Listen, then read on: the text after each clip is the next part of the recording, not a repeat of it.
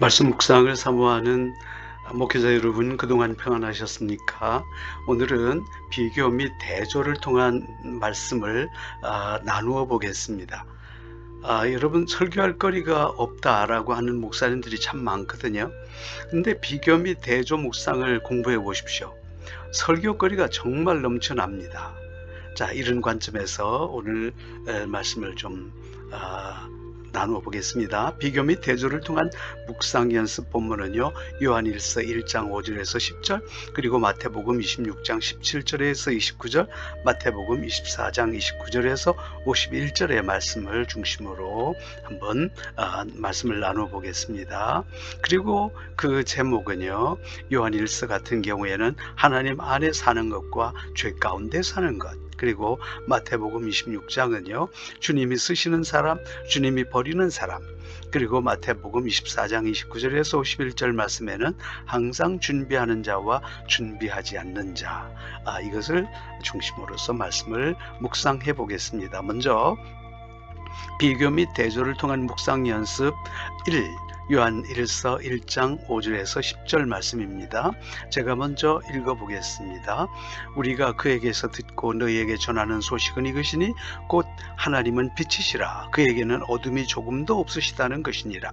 만일 우리가 하나님과 사귐이 있다 하고 어둠에 행하면 거짓말을 하고 진리를 행하지 아니함이거니와 그가 빛 가운데 계신 것 같이 우리도 빛 가운데 행하면 우리가 서로 사귐이 있고 그 아들 예수의 피가 우리를 모든 죄에서 깨끗하게 하실 것이요, 만일 우리가 죄가 없다고 말하면 스스로 속이고 또 진리가 우리 속에 있지 아니할 것이요, 만일 우리가 우리 죄를 자백하면 그는 미쁘시고 의로우사 우리 죄를 사하시며 우리를 모든 불의에서 깨끗하게 하실 것이요, 만일 우리가 범죄하지 아니하였다 하면 하나님을 거짓말하는 이로 만드는 것이니 또한 그의 말씀이 우리 속에 있지 아니하니라. 오늘 이 말씀을 가지고 말씀을 한번 관찰해 보겠습니다. 5절에 보니까 우리가 그에게서 듣고 너에게 전하는 소식, 이것이 무엇인고 하니 곧 하나님은 빛이시다는 거예요. 그에게는 어둠이 조금도 없다. 하나님은 빛이시다. 그에게는 어둠이 조금도 없다. 자, 그런데 먼저 어둠에 행하면 이렇게 됩니다.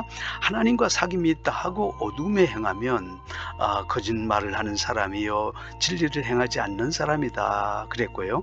7절에 빛 가운데 행하면 어떻게 되냐, 우리가 서로 사귐이 있고 그 아들 예수의 피가 우리를 모든 죄에서 깨끗한다 그랬고요.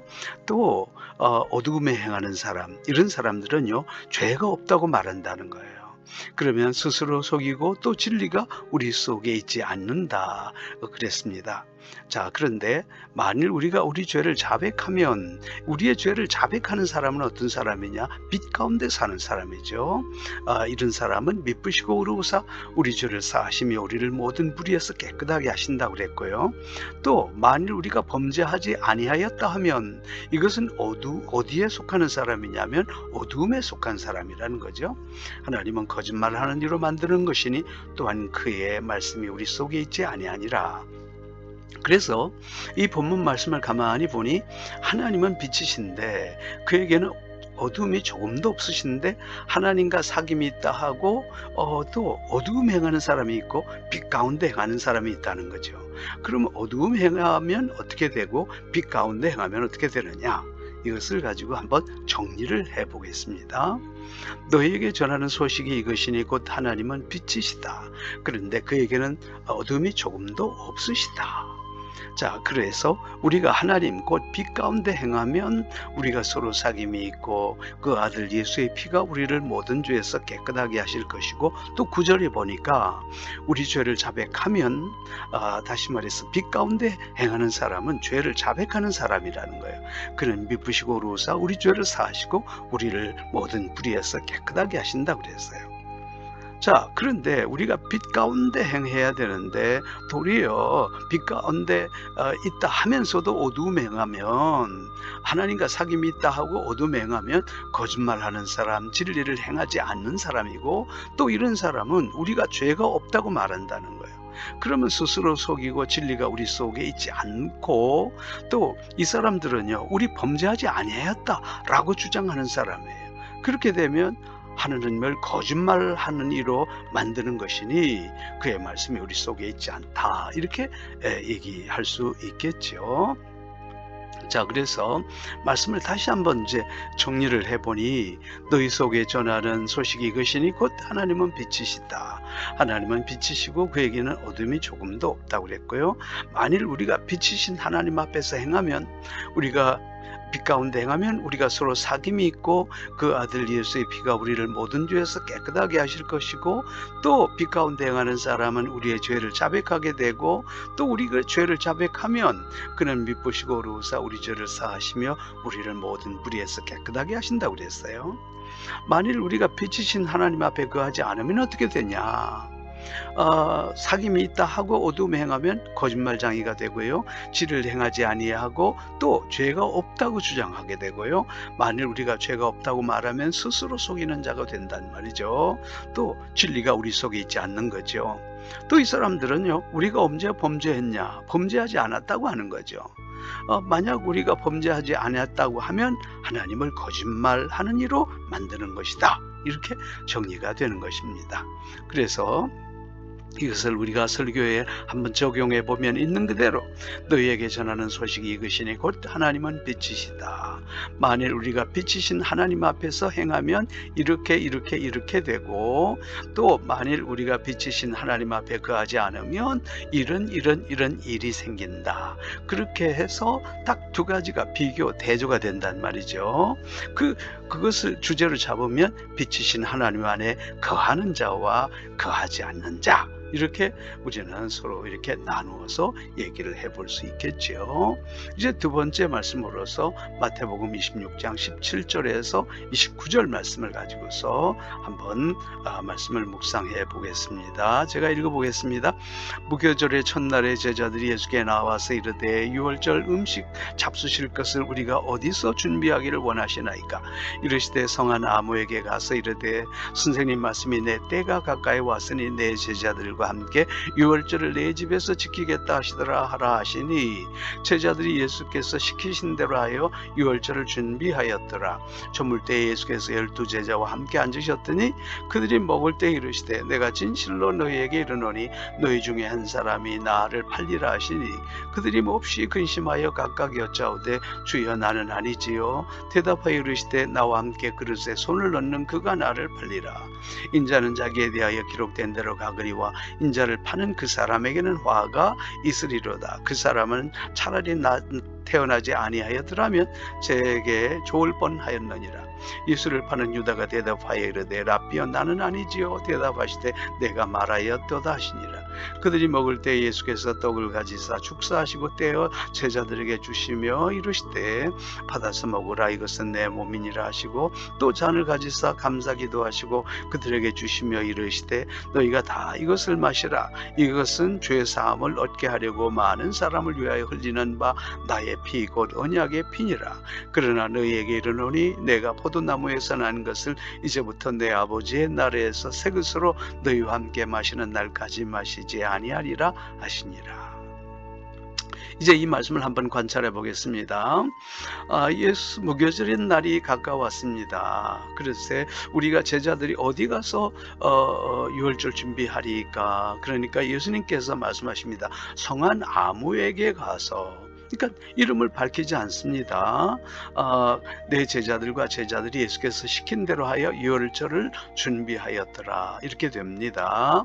그래서 앉으셨더니 이제 여기에서 이 집에서 바로 예수님께서 이렇게 유월절을 이제 잡수시게 되는 거죠. 근데 갑자기 예수님께서 말씀 중에 한 사람이 나를 팔리라 그렇게 하는 거죠. 그리고 이르시되 나와 함께 그릇에 손을 넣는 그가 나를 팔리라고 그랬어요. 예수님께서 또 24절에 인자를 파는 그 사람에게는 화가 있으리로다 그랬고요. 또 태어나지 아니하였더라면 저게 참 좋을 뻔하였느니라 이렇게 되는 거죠. 자, 여기에서 우리는 두 종류의 사람을 발견하게 되는데, 한 종류의 사람은 아무 조건 없이 그저 자기의 모든 소유를 예수님에게 이렇게 섬기고 또 드리는 그런 모습이 있는가 하면 돈 몇 푼에 예수님을 팔아버리는 바로 가룟 유다가 등장하게 되는 거죠. 자, 이것을 우리가 한번 정리해 보면요. 제자들이 예수님께 유월절을 어디서 지낼 것인가를 물었습니다. 그런데 이름도 밝히지 않는 그 사람이 집에서 유월절을 보내겠다고 하십니다. 성한 아무에게 가서 그랬어요. 그러니까 여기서 성한 아무에게 가서, 그러니까 성경에 이 사람의 이름이 나타나지도 않는다고 말이에요. 그러니까 이름도 밝히지 않는 그런 사람입니다. 그런데 제자들이 예수께서 시킨 대로 하여 유월절을 준비하였더라. 누구 집에서요? 바로 이 사람 집에서. 그리고 난 다음에 21절과 20절을 보니까 그 집 주인이 예수님과 제자들을 섬겨야 되는데 그 사람들이 다 예수님과 제자들을 위해서 서빙하는 것을 우리는 바라볼 수 있게 되는 거죠. 자, 예수께서 제자 중 하나가 나를 팔리라고 21절에 말합니다. 그리고 또 22절에 근심하여 여짜오되 주는 주여 나는 아니지요 라고 얘기합니다. 23절에 또 예수님께서 나와 함께 그릇에 손을 넣은 그가 나를 팔리라고 그랬고요. 또 23절에 보면 그 사람에게 화가 있으리라 그렇게 얘기합니다. 그리고 또 24절에 보니 그 사람은 차라리 태어나지 아니하였더라면 제게 좋을 뻔하였느니라 그랬어요. 자, 이것을 한번 보니까 딱 두 개가 비교가 되는 거죠. 첫 번째 사람은 주님을 위해서 모든 것을 드리며 아낌없이 헌신한 사람입니다. 이름도 밝히지 않고 주님을 위해서 헌신한 사람이에요. 자기의 집을 기꺼이 주님과 제자들을 위해서 내어준 사람이에요. 자, 그래서 제자들과 주님을 위해서 내어주면 자신의 가족을 위한 유월절 명절은 아예 포기해야 되는 사람이에요.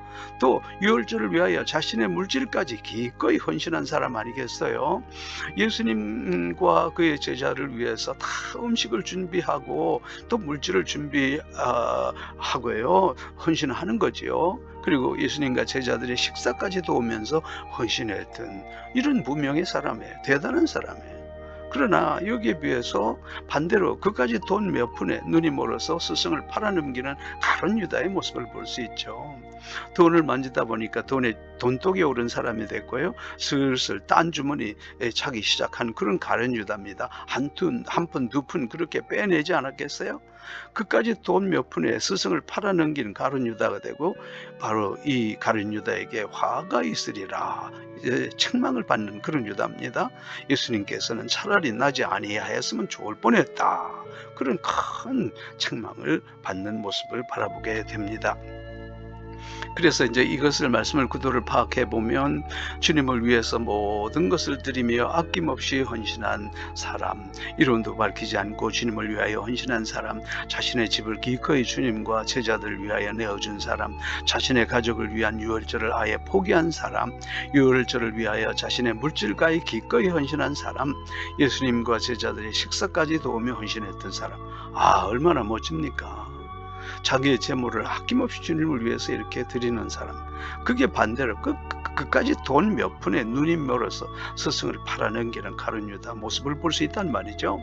돈을 만지다 보니까 돈에 돈독이 올랐습니다. 슬슬 딴 주머니 차기 시작해서 돈을 슬슬 빼먹기 시작합니다. 그까지 돈 몇 푼에 스승을 팔아버린 가룟 유다가 있고요. 화가 있으리라는 책망을 받은 유다입니다. 차라리 나지 아니하였으면 좋을 뻔했다는 책망을 받죠. 오늘 우리 세상 살다 보면 꼭 두 종류의 사람이 있습니다. 한 종류의 사람은 정말 이름 밝히지 아니하고 갖가지 물질을 주님과 그의 선교 사역을 위해서 드리는 사람이 있는가 하면, 어떤 사람은 세상의 가축 안에 빠져서 돈 하다가 결국은 주님을 떠나는 그런 사람이 있단 말이죠. 자, 이런 관점에서 비교된다, 진짜 비교된다, 그런 제목을 우리가 나눌 수도 있겠습니다. 이제 세 번째로 마태복음 24장 40절에서 51절의 말씀을 가지고서 묵상해 보겠습니다. 제가 읽겠습니다. 그때 두 사람이 밭에 있음에 한 한 사람은 데려가고 한 사람은 버려둠을 당할 것이요 두 여자가 맷돌질을 하고 있으며 한 사람은 데려가고 한 사람은 버려둠을 당할 것이니라. 그러므로 깨어 있으라. 어느 날에 너희 주가 임할는지 너희가 알지 못함이니라.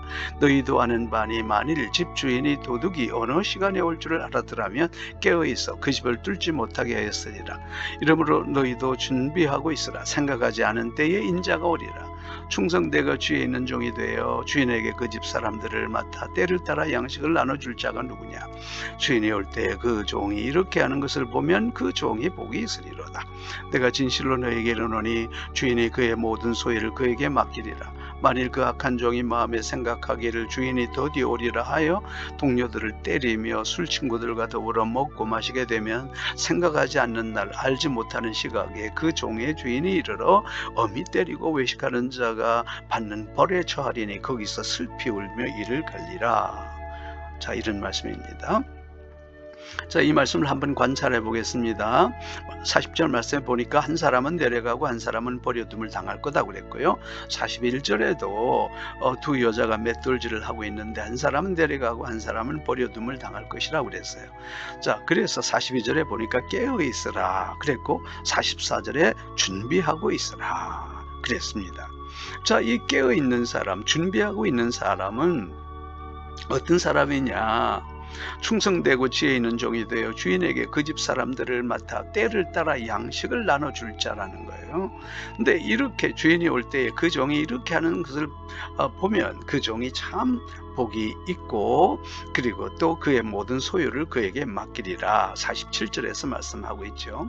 근데 정반대로 깨어있지 않고 준비하고 있지 않는 사람은 악한 종이라는 거예요. 이 사람은 주인이 더디 오리라고 생각하고요. 동료들을 때리고 술 친구들과 더불어서 먹고 마시는 일에 온통 관심을 갖고 살아가게 된단 말이죠. 그런데 생각하지 않는 날 알지 못하는 시각에 그 종의 주인이 이른단 말이죠. 그때 엄히 때리고 외식하는 자가 받는 벌에 처한단 말이죠. 그리고 이 사람은 거기서 슬피 울면서 이를 갈리라 그랬어요. 오늘 말씀에 보면 딱 두 종류의 사람이 나옵니다. 비교가 되죠. 한 사람은 깨어있고 준비한 사람, 그리고 한 종류의 사람은 깨어있지도 않고 준비되지도 않는 그런 사람이란 말이죠. 오늘 말씀을 정리해 보겠습니다. 주의 재림의 날에 한 사람은 데려가고 한 사람은 버려둠을 당할 거다. 40절과 41절의 말씀입니다. 주님 재림의 날에는 반드시 깨어 있어야 하고 준비되어 하고 있어야 된다. 그렇게 말씀하시죠. 그래서 42절과 44절에 깨어 있어라, 준비하고 있어라. 그랬습니다. 그래 깨어있고 준비하는 자의 행동을 보면 충성되고 지혜 있는 종이란 말이죠. 그 집 사람을 맡아 때를 따라 양식을 나눠줄 자. 다시 말해서 자기에게 맡겨진 사명을 누가 보든지 안 보든지 충실하게 감당하는 그런 사람이란 말이죠. 이 주인이 오실 때에 이렇게 하는 종을 보면 복이 있으리라 그렇게 얘기를 합니다.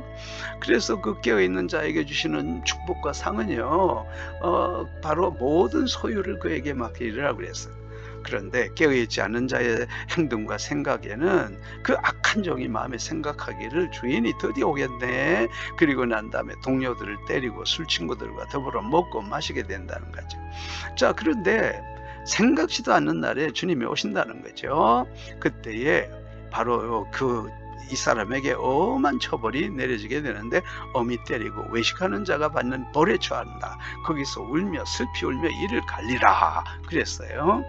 자, 그래서 이 말씀에도 보면 딱 두 가지가 있습니다. 비교가 되죠. 주님 재림의 날에 한 사람은 데려가고 한 사람은 버려둠을 당할 것이다. 주님 재림의 날에는 반드시 깨어 있어야 하고 준비하고 있어야 한다고 그랬어요. 깨어 있고 준비하는 자의 행동, 그리고 깨어 있고 준비하는 자에게 주시는 축복과 상이 있고, 깨어있지 않는 자의 행동과 생각은 이렇고 생각지 않은 날에 주인이 올 건데 깨어있지 않는 자에 대한 처벌이 있을 거다. 우리 주님은 분명히 오늘 이 시대에 깨어있으라, 준비하고 있어라 그렇게 말씀하고 있죠. 그래서 깨어있는 자와 깨어있지 않는 자 이렇게 나누어서 말씀을 생각해 볼 수가 있겠습니다. 다음 묵상 본문을 소개합니다. 다음에는요, 원어를 통한 묵상 방법입니다. 자, 이 원어를 하게 될 때에 창세기 9장 1절에서 11절, 그리고 마가복음 9장 33절에서 37절, 마가복음 8장 14절에서 21절입니다. 자, 이것이 무엇이 진짜 복인가? 그리고 너희들 절대 천국 문 앞에도 못 가. 그리고 그놈의 떡떡떡, 그놈의 돈돈돈. 자, 이런 형태로 원어를 통해서 한번 묵상을 해 보시기를 바랍니다.